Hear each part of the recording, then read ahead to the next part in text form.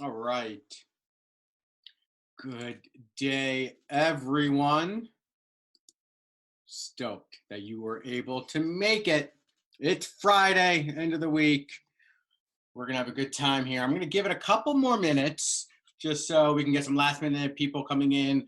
It's my experience that usually starting 1 or 2 minutes late is the right strategy whenever you're doing a webinar. So it allows, again, those people who have a hard time signing in to sign in, etc. Um, So this is being recorded. So afterwards,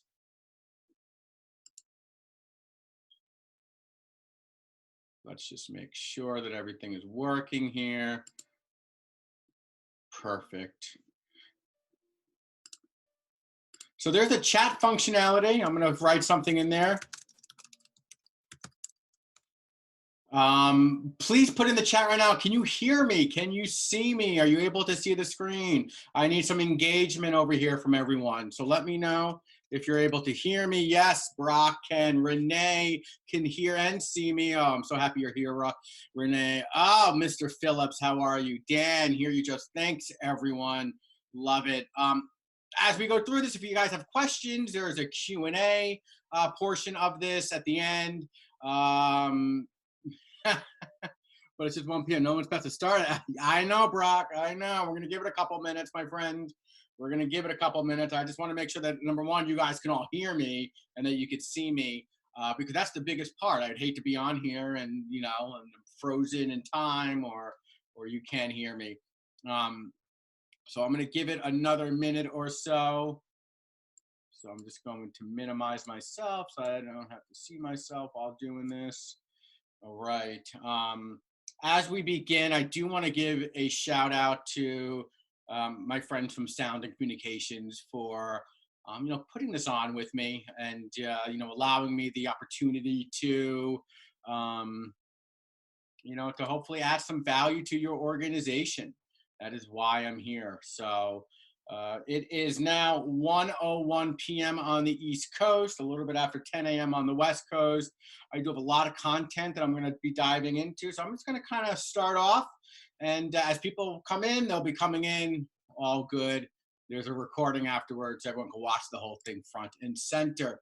Awesome. Well, welcome everyone and actually, let me just make sure I'm recording this. I am recording this. Great. All right. So welcome to today's webinar, the 3 strategies AV companies need to future-proof their business. We're all living in choppy waters these days. And so in my experience, this is how brands are not just surviving, but actually thriving in the environment. So just make sure. Perfect. So I do have a big warning before we get going, everyone. The warning is pretty important. I just want to make sure that everyone understands that by attending today, you are more than likely going to be better at marketing than 4 out of 5 self-proclaimed experts that are on the internet. There's a lot of them. These are the gurus and this self-proclaimed whatever you have it, that want to feed you with a load of theory and non-applicable insights. This is the complete opposite today. You're going to get just the facts. You're going to get industry insights. I've been at this since 2007. And so I just needed to set the stage and make sure that you guys are all aware of what you signed up for. So again, my goal for today, for the next hour, number one, I do not want to bore you with buzzwords and marketing jargon. Again, I'm going to leave that for the self-proclaimed experts. I want to give it to you straight today. Also, I want you to gain some clarity on some strategies to take your brand and your organization to that next level, especially relevant today. And again, with that, these are steps and my goal, and really you're going to leave here and you can implement some of these ideas and strategies. And the biggest, the biggest compliment I can get is, Steven, I implemented this and it worked. I love when I hear that, and it happens all the time. So specifically looking at today, I'm going to be showing you strategies you need to truly future-proof your AV business. There are 3 essential ones that I feel very strongly on and that I am consulting all my clients to pivot towards. A lot of this is predicated on understanding what your brand DNA is and how it's going to keep your sales funnel full, pandemic, post-pandemic, next pandemic. Again, the idea is to be able to course correct and be adaptive. And then also, how do you align your branding with your marketing to produce sales? And we can't do it any other way. Sales doesn't produce marketing that produces a brand. We have to systematically do it in this way. So I do have something really cool that I want to share with you. It's at the end of this presentation, so you have to stay until the end. I'm going to give you some instructions on what this awesome free gift is. But again, you're not going to get it unless you stay until the end. So what else you have to do for the next hour but hang out with me, right? And for those of you who have hung out with me in the past, I see some familiar names. You know exactly what I'm talking about. So if you don't know me, my name is Steven Picanza. I am a brand strategist and an educator. I teach at Drexel University outside of Philadelphia, or in Philadelphia, as well as the European Institute of Design in Milano. For both of these universities, I teach branding and marketing. I'm also an educator with SCORE and the SBDC, which is all basically part of the Small Business Association. And I hold a mentorship position with John Cabot University, that is the American University in Rome. All this being said is I am truly dedicated to watching businesses thrive, and I'm especially an evangelist of the small businesses out there. And the small businesses is what is really driving our economy and our country. So you may have seen me. I've authored a bunch of cool articles, especially within the AV space. With Sound and Communications magazine. Last year, we did a couple one-off articles. This year, I have a more semi-regular column, and I've also written for a ton of other different publications. Here's just a few off the top of my list, including iMedia Connections, CIO Review. I was a columnist for Advertising Week for many years when they had their social club, Sound and Communications, and Shop, and I'm sure a lot of you are familiar with these publications. I own my own brand strategy firm called Latin & Code, as well as being a senior brand advisor with the Agency Guy. And just real quick on the Agency Guy, we provide free consulting to businesses in the hopes of being able to matchmake you with one of our vetted 225 or so marketing agencies that we represent. Essentially, guys, we broker marketing engagements. So at the end, I'm going to throw all my contact information to you, and you can definitely connect with me, and we can chat about any challenges that might be relevant for your business. All right, it is time to get real now, people. And so I want to make sure that you guys put your phones away, you grab a cup of coffee. It's time to level set, and I'm going to give you some facts that we're all being thrown into currently, and I'm sure a lot of you right now are going to be shaking your head when I tell you all this. But number one, our audience is changed drastically forever. The way we speak and market to our audience today, April, May 8th, is completely different than how we did it February 8th, even March 8th, right? Our audience is now looking for different ways to connect with the brands that they love, to do business, because the world has changed. And so I think that if we understand that our audience has changed with it, then we can course correct, right? We have to stop trying to shove the square into the circle.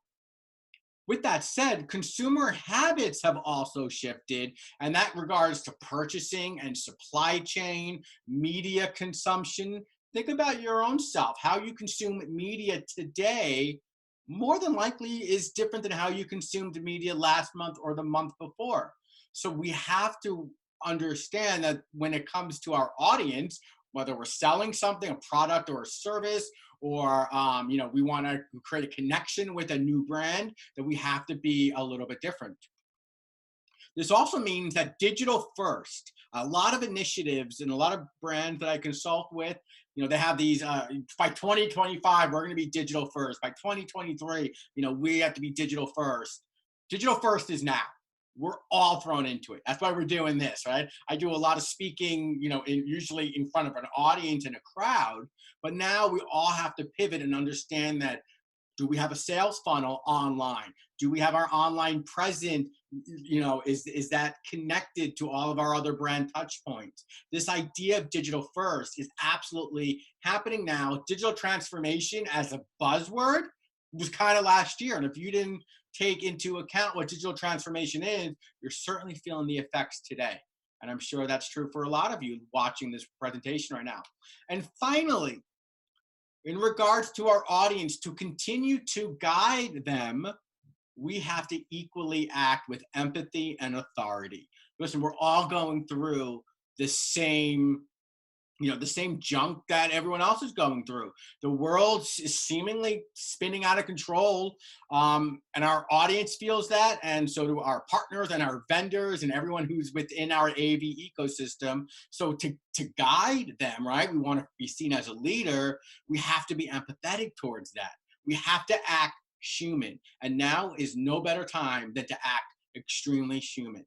But at the same time, we cannot be a pushover, and we cannot be seen as completely reactive or desperate. So we need to continue to act with some sort of authority. And this is the trick. And this is where a lot of brands are perhaps failing to pivot or course correct correctly, I could say, is they're trying new things, but they're going about it the same way. They're going about it in the same, it's all about me, not my audience. I'm going to say this maybe a couple times during the webinar. And if you know me or read any of my content, you've heard me say this, but it's time to start acting as a true ecosystem as opposed to an ecosystem. That's not going to work anymore, especially with the changing of our audience.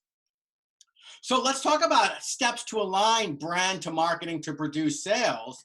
I guess we need to just take a step back though, right? Let's really take a step back and let's all get on the same page, will we? So let's just define real quick, what is a brand?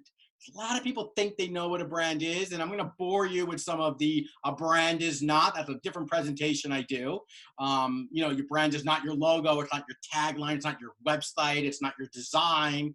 Your brand is not your business cards. It's not your trademark. It's not any of that. Essentially, your brand is what your prospect thinks of when he or she hears your brand name.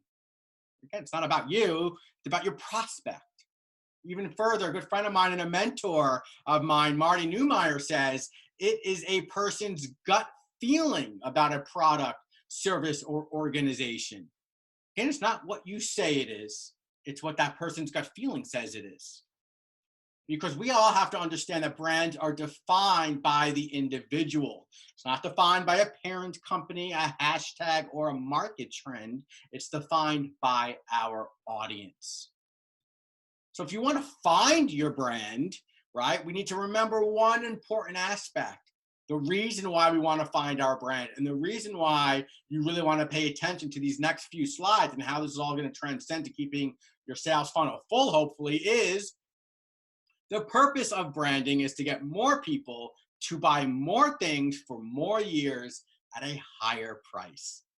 It's not to continue to do the same thing we've always done, right? Why do the same thing we've always done if we're always going to get the same results, right? We want to continuously evolve our brand. We want to continuously course correct depending on market trends, customer trends, and we want to be able to provide as much value as possible to our audience. Don't care if you're B2B, B2C, D2C, direct to consumer, whether you're a startup, a nonprofit, an AV behemoth, or an AV, local company that just operates in a locally geographic area, all of this is going to remain true for your brand. So first thing we're going to do is when I talk about this idea of branding is we need to find your sweet spot. Think about a thumbprint real quick, everyone, right? Everyone take a look at your thumb and then take a look at mine. We all have a unique thumbprint, right? Billions of people on this planet, everyone's thumbprint is unique, no two are alike. Same thing could be said with the snowflake. Well, the same could also be said about your brand, right? We need to understand where the brand operates. What is that sweet spot? Where is that line in the sand? So in order to do so, we're going to look at three things. I skipped ahead real quick. Number one, we're going to look at internally. Number two, we're going to look at your customers. And number three, we're going to look at your competitors. And this is going to give us a real good snapshot on where we operate. So the first thing we need to do is, what do we believe to be true about the brand internally? And this is something you can do with your stakeholders. This is something you can do with your heads of department. Hell, this is something you could hire me for to help you with it. A lot of times it's hard to see the label of a jar when you're stuck inside the jar. I understand that. So the first thing I would do is leverage some kind of third-party software, make it anonymous. Use SurveyMonkey or Typeform and create actual valuable questions to cut through some of the noise. So if you need some help, I have a great ebook that I've written. It's called Growth Mindset for Entrepreneurs, and it asks 12 specific questions to help guide your brand positioning. Now that's more for personal branding, but the same questions are relatable to your corporate brand. We need to understand what everyone internally believes to be true, because I can almost guarantee with 100% certainty that the answers are going to vary. And that's going to tell someone like me, who's a brand strategist who geeks out on brand data, that there's a misalignment happening somewhere. And this is where we need to start.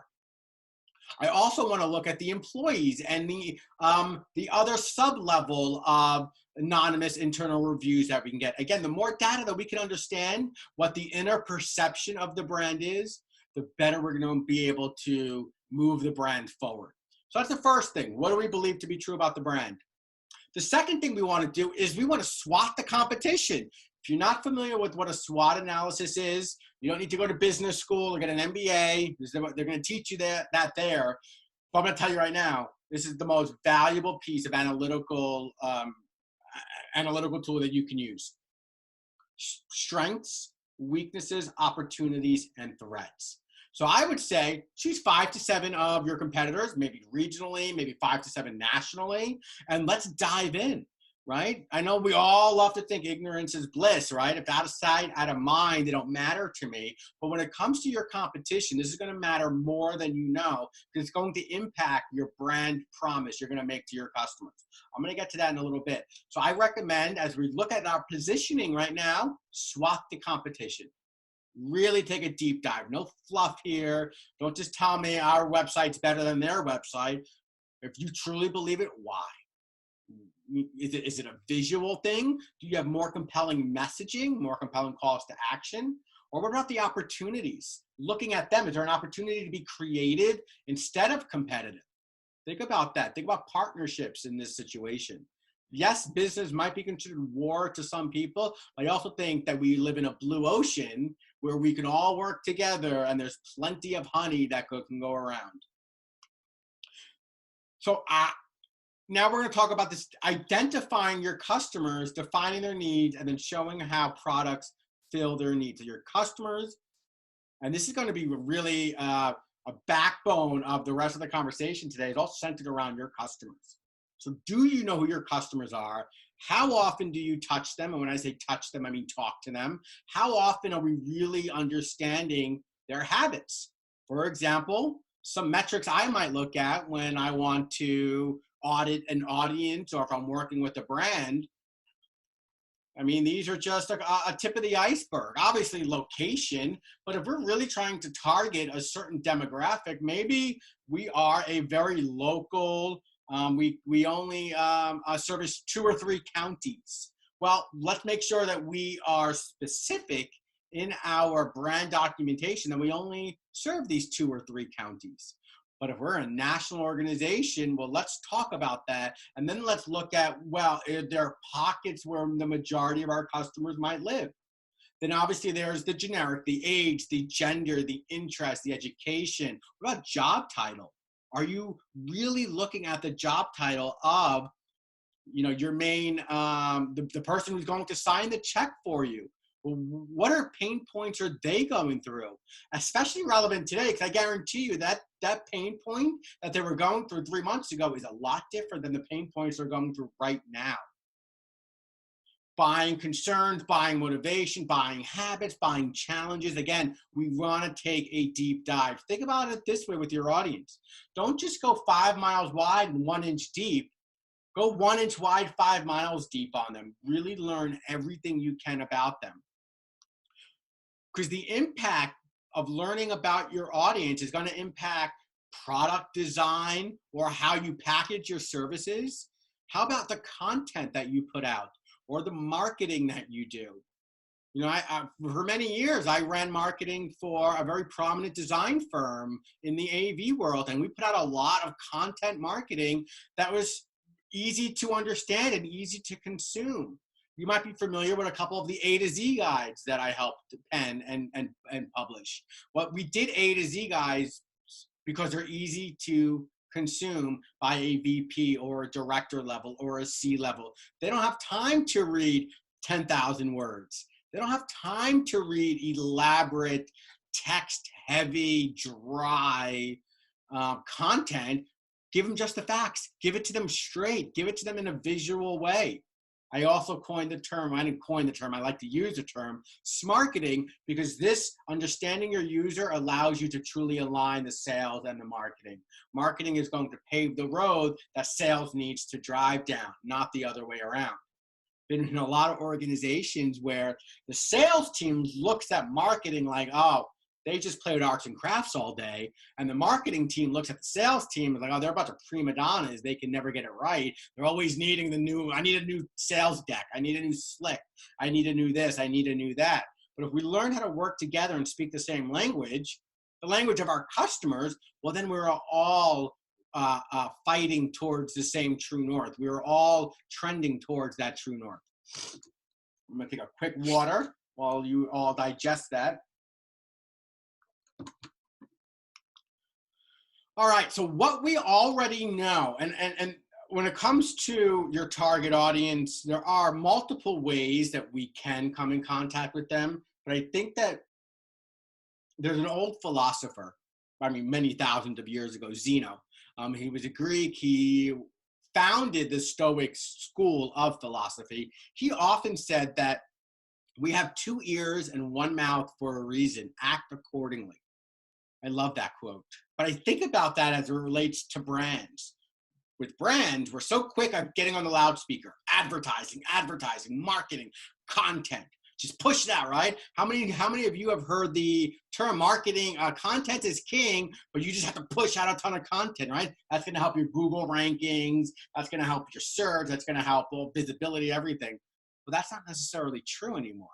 Brands need to operate with the 2 ears and 1 mouth analogy as well. Listen to your audience, survey them, talk to them, make them part of your tribe. So what we already know is we understand internally what do we believe to be true about the brand. We already know, because we swatted our competition, we know where they sit. We know what they're doing. We have a pulse on their business strategy. And we also know about our customers, right? Our consumers, our target audience. We know where they are. We know what kind of content they want to consume. We know how they want to consume content. We know who the person who is signing the check or signing the PO order or whatever it is. We know a lot about them. So now that we understand all this, we can build that brand framework. And in order to build the brand framework, we're first going to start with core values, or you might know them as brand pillars. And a lot of brands say, oh, yeah, we got core values. They're on our website somewhere, right? Those are the core values tab. That's bullshit. I'm just going to say it for what it's worth. That's bullshit. And I'm going to tell you why. Because if you do not believe wholeheartedly, you deep down in your bones, in your soul, believe those core values, why would anyone else believe them? If they're buried in some website, web page, or some documentation that nobody knows, what good is it doing there? That's not where it lives. That's why a brand like Whole Foods, and that's what the graphic is behind you, they put their core values front and center of every store. Next time you walk into Whole Foods, make sure you have your mask on though, but next time you walk into Whole Foods, just take a look around. You're going to see it very artistically done somewhere, usually around the prepared foods. You're going to see their brand pillars, and you're going to see these core values that they embody.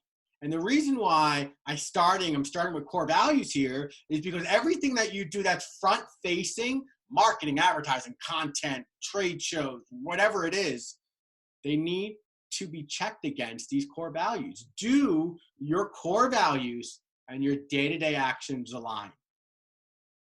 The big question we need to be asking ourselves pretty often. The next thing is your brand promise. And this is where the SWOT analysis of your competitors are going to come back into play. So the brand promise is really the promise we're making to our customers, right? These are the distinctive benefits that expectations of the customers that they can expect from us whenever they interact with us, whether that's on an email, on a telephone call, in person, on an installation, it doesn't matter where, but are you making a succinct promise to them? So the formula that I would use, and again, I love my little Venn diagrams and you know, what does your audience want? Here's a hint. We've done our audience work already when we looked at our positioning, so we know what they want. What your competitors don't promise? Here's a hint. We just did a SWOT analysis on our competitors, so we can clearly see top down where the gaps are, right? Kind of a gap analysis in a sense. And then the benefits you deliver. You know what the benefits you deliver are. You know your business better than anyone else. So we're going to take those 3 sets of data, look at it. There's your sweet spot. That's your brand promise. This is, again, is helping to solidify that thumbprint of uniqueness and distinctiveness because you're making a promise. And I'm going to give you a little tip over here. You should have an email sign up somewhere on your website. We're going to get into a sales funnel later on, but somewhere you should have an email sign up. When somebody signs up for your email, do they get an email outlining this brand promise? Do you outline your expectations for this new relationship that you created? You absolutely should, right? Think about if you sign up for my newsletter and I say, hey, John, thanks for signing up. Again, my purpose is X, Y, and Z, and this is why you've signed up. But here's some expectations moving forward. Let's make them clear. You're not going to sell their information. You're not going to spam them. You're only going to provide them quality and value. You promise not to sell them any bullshit, right? You need to outline these expectations. I'm not saying your customers are cavemen. I'm just saying perhaps we should message them and message everyone like they're a caveman because the time and space of being complicated is over. The customer has changed, your business needs to change. If you confuse your customer, you lose your customer. So we need to be clear and define what it is we're trying to say. Mission, vision, and purpose. So I got this, it's a great little slide, it looks awesome. I'm gonna choose my words wisely here. Purpose, all in. I think everyone needs to have a purpose. I'm gonna get back to that in 25 seconds. Vision, and mission, I can take it or leave it. And a lot of my branding colleagues feel the same way. What good is having a mission statement somewhere that nobody can recite or live by? What good does that do for your brand? Instead, create your golden circle. If you do not know who Simon Sinek is and have ever watched his Power of Why video, I highly recommend doing so. It was a life changer for me when I first saw it over a decade ago, and I know it will be for you. But essentially, Simon Sinek says that every organization on the planet knows what they do, right? You sell a product, you perform a service, simple. Not really distinct in any way. Some organizations know how they do it. They have a proprietary framework, or we have this process that we've iterated over time that works seamlessly, right? This is maybe a little bit of that special sauce that makes your organization unique. But very few organizations know why they do what they do. And again, this is beyond making money. That's a result, as Simon says, of doing business. But why is your purpose? Why is the belief? Why is literally why? The why statement is why people want to work for you and want to stay working for you and not leave and have turnover. And this purpose is got to flow through the ethos of the organization. Every organization that I work with or my team works with, we go through the golden circle exercise. We have to figure out why you do what you do. And this is what I want organizations and all their employees to know. I want them to rattle off the why. Take the mission statement, throw it away. What's your why statement? Why is your business in business besides making money? The tough question to ask, but the powerful answer to have in your pocket to rattle off, because it is a core tenet of your brand. And then as we start to say, okay, great, well, we have all these core statements, we start to transition outward, right? We were internal, back of house, if you were ever in the restaurant business. Now we're going to start going front of house. So your unique brand voice is the character of your brand. So these are evergreen. They're not really going to change. They shouldn't change. They might evolve slowly over time, because as your business evolves, so does your brand. It has to. But we want to really try to hit on routine and predictability here. So, when we do this exercise, we are confident, never cocky, right? We're giving that frame. We're giving those bookend statements. Again, this is less on how the brand speaks, but this is how we act. This is how we act out our why statement. This is it. Now, alternatively, the brand tone is, it changes all the time, right? This is how we are empathetic towards our audience. This is how relevance is really and truly surfaced. Now, when we do this exercise, I'm going to identify different situations, because it's all based on context. How we speak on social media is different than how we speak on email. It's different than a first-time sales pitch. And it's different than retaining a client. It's different than emergency response, something that a lot of organizations have had to deal with recently, right? Did you go into that blindly, or did you have a framework that said, when we're in this situation, this is the kind of tonality we need to take so that we are empathetic towards our audience, yet we're still authoritative towards our audience, right? We are here to help guide them. Another perfect example is the way I speak to my friends is a lot different than how I speak if I am in a business meeting with a suit and tie on and I got my eye on the prize, right? Different context, different tone. Thank goodness, right? Because if I always acted like this, well, I can get myself in a lot of trouble. So now, and this is, I'm throwing in a little extra value here, and it's all about the one-liner. And I bring this up because, now that we understand our positioning and our promise, and now that we understand who our audience is, well, let's just say you're in a networking event and someone says, oh, hey, Bob, what do you do?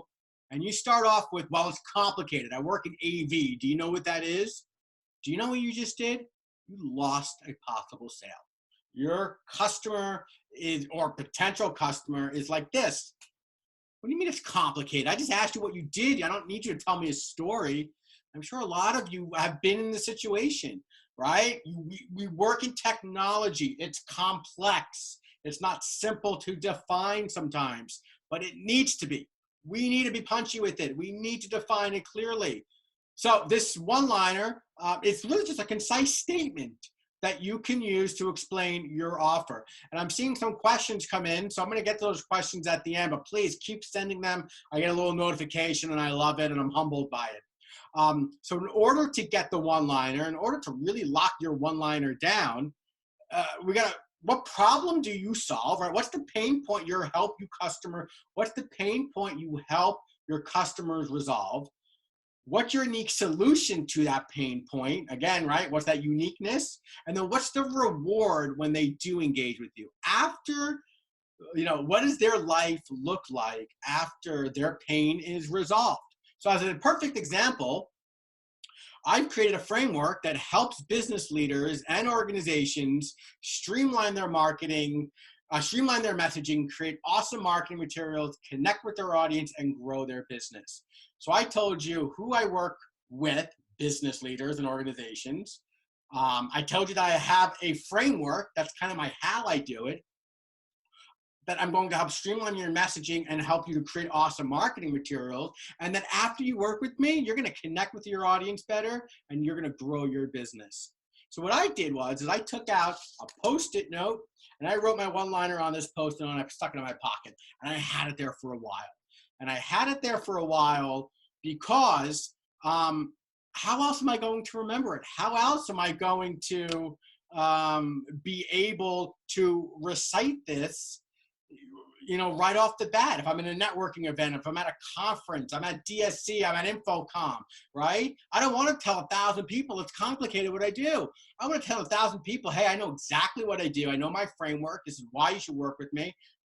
Should we start a conversation? If not, we move on, but it's all because of my one-liner.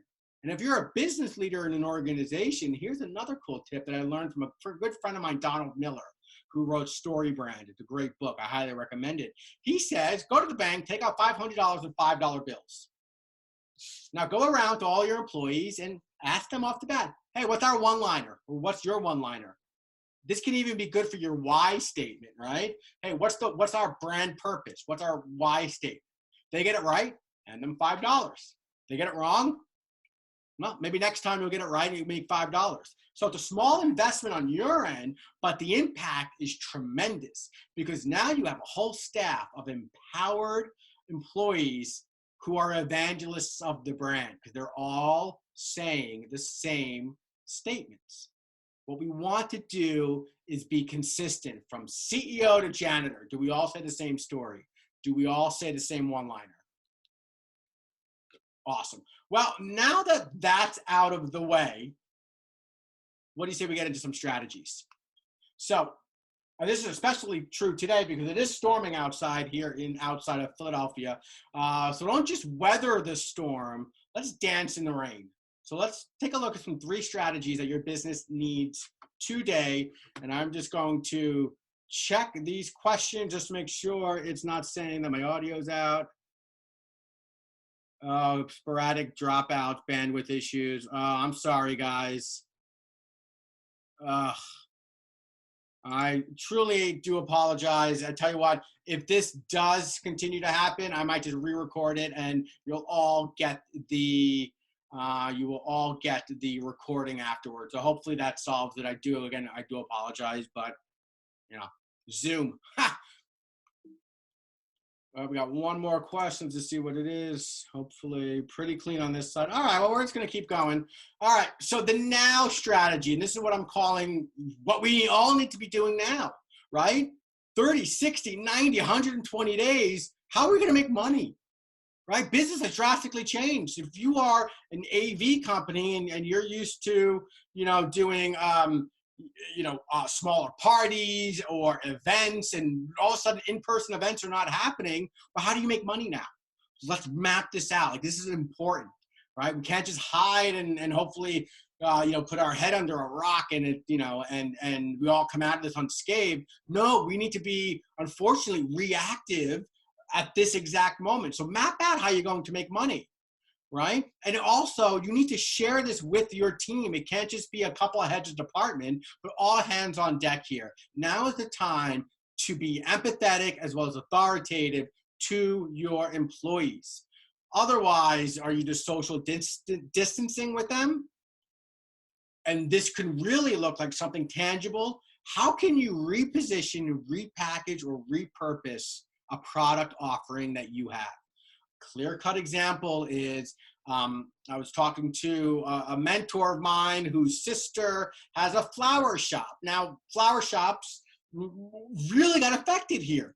Well, how do you reposition a flower shop? So she decided that she was going to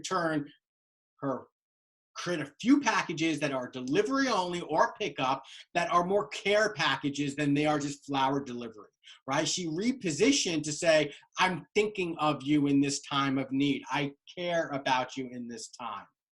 That's just one example on how you might be able to repurpose. Of course, that's a flower shop, but there are every business has the ability just to look at something slightly different, thinking about our audience on how we can reach them. The second one, and we definitely dove deep into this is the brand strategy. This is the big strategy, especially when you look at 95% of companies, they have formal brand guidelines, but only 25% of brands actually stick to their brand guidelines. And that's a fascinating stat, right? It's kind of one of those things where, sure, I got a brand usage guide. I know how to use my logo and not how to use it. And it was created a couple of years ago, but at this point, our salespeople are going rogue, creating their own presentations, and marketing is using any kind of font we could find on Canva, but there's no consistency.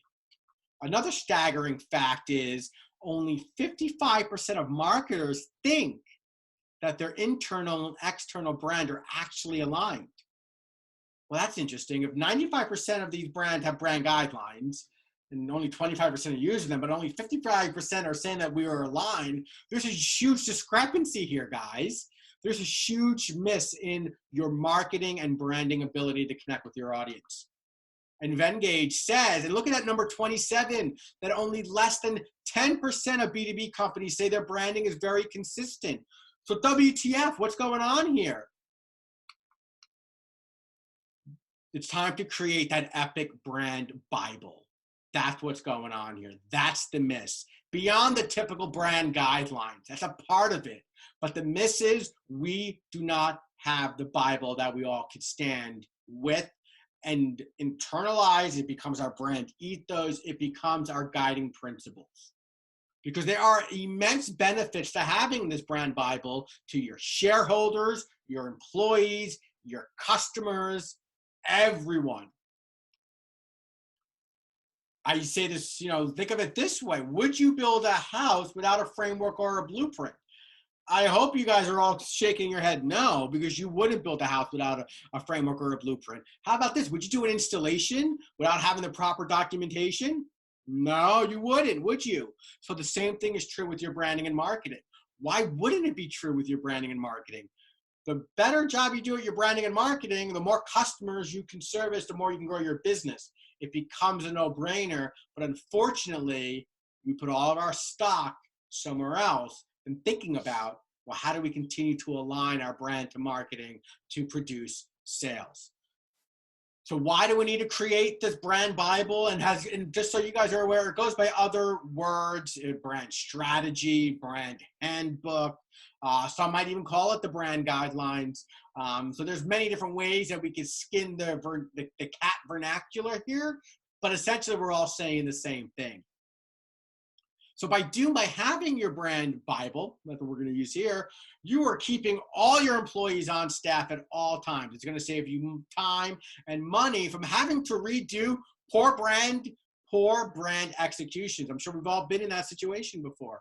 Somebody produced something for marketing or sales wise for us, and it's like, well, this isn't exactly what we were looking for. We have to redo it. We're spending time, we're spending resources.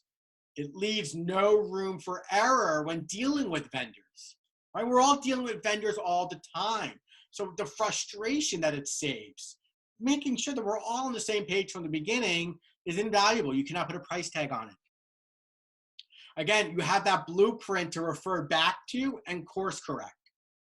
Minor evolutionary changes of your brand are easier on the stomach, the pocketbook, and the head than drastic corrections that have to happen once every 18 months. Nobody wants to go through that, right? We want to make minor iterations. It's very much a startup lean methodology.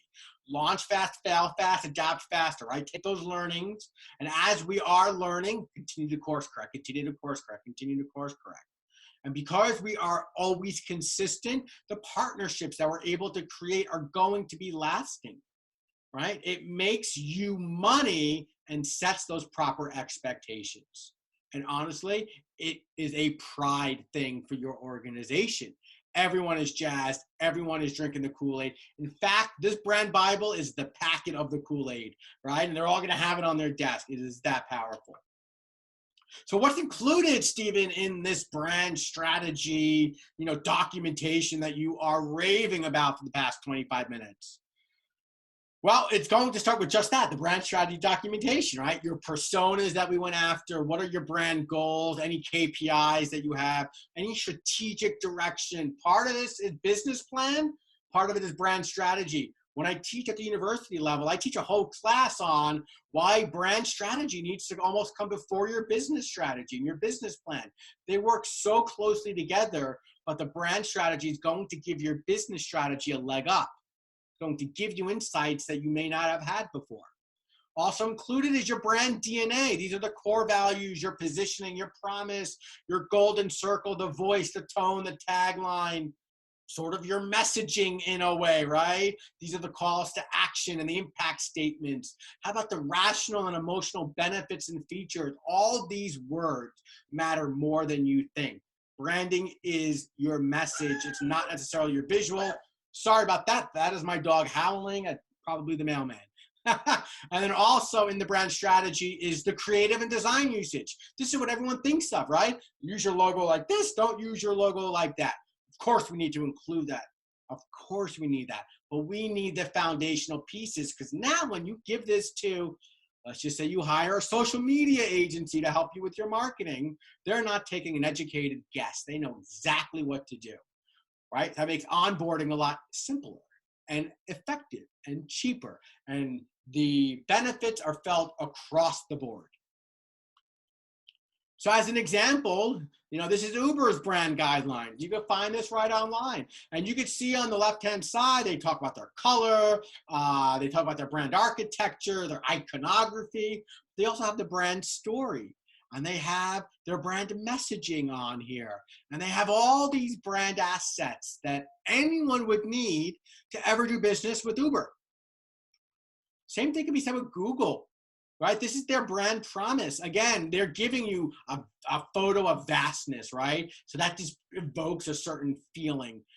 But it also gives you that sublime messaging that makes you just say, I get it, right? I understand. No organization is too small to have this as part of their brand offering. In fact, it makes your brand offering more compelling for everyone that you come in contact with. Some more examples. Up top is Inter Miami, the new soccer club that's coming out in Miami. On the bottom left is Asana, the project management tool. And on the right, this is actually Romano's Macaroni Grill on the top right. They actually have a physical book, letterpress, gorgeous, beautifully designed. It's gorgeous to hold. Again, we want to make, the bottom right is like, we want to bring certain aspects to life when it comes to the brand. It's not stale. It's not dry. Even though at times we might work in a wee bit of a dry B2B environment, let your brand be the color that shines through. Trust me, I've done it with multiple organizations. Cut through that light, cut through that noise. Be a shining star because you know your true north. And by doing so, right, now you're consistent across all channels, you're going to increase revenue by 23%. Isn't that a crazy stat? Just because you're consistent across all channels, because, again, your audience is defining your brand as the culmination of all these touch points. Every experience you have with the brand is an opportunity to build trust, and it's going to increase revenue over time. It may not be directly attributable to one specific activity, but is the culmination of all the activities. That's the power of branding. All right, and the third strategy, as I look at the time, perfect timing, hopefully you guys are still hearing me and it's not too choppy, again, I apologize, is this idea of future-proofing your brand. Guys, digital strategy, this is where it starts. I talked about it in the beginning. Digital first is now. So do the foundational brand work like we just said and create an omni-channel marketing strategy and map out all these different marketing activities to the goal, the personas, and the messaging in that foundational document, in that brand Bible.